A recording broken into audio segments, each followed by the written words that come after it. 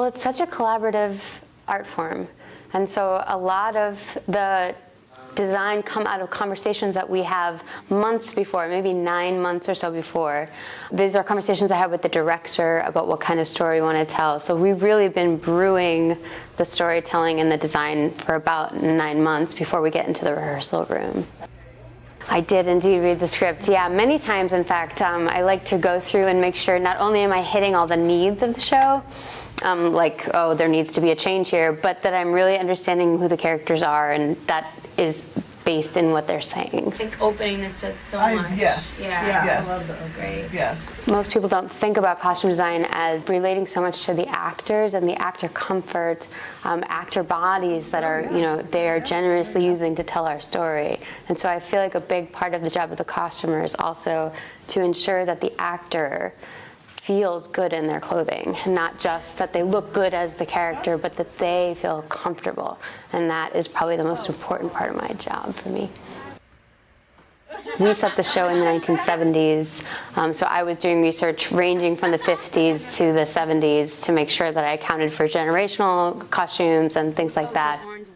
When we design costumes, we are taking into account the range of movement that's required for the role. I knew that Shon would be high up above everyone, so some distance from the audience. So we knew that scale would really have to play into what she was wearing.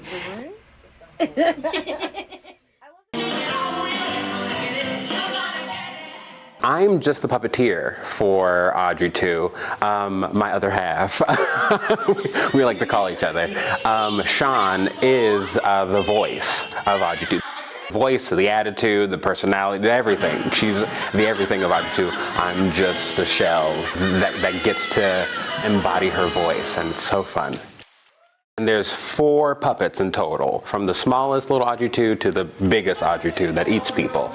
The iconic Audrey II, which is the singing and dancing one, I wear it's like a full body thing, and upper lip, bottom lip, and then my legs are roots, basically.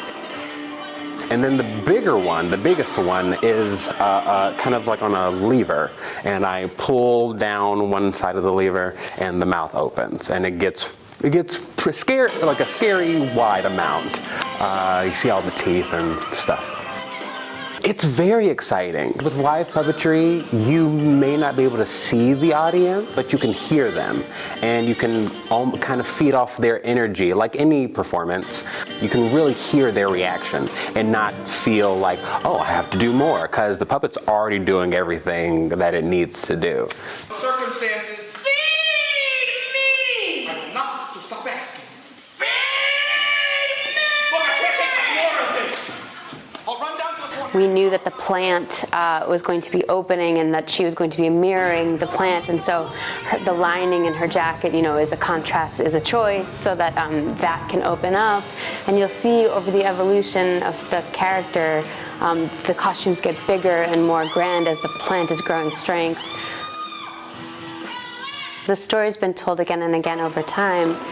It really has a different resonance, especially for me today. This is a grave situation for Audrey, like one of the characters in the story. So a lot of my design is based around kind of that narrative, taking her through the show and making sure that we're honoring that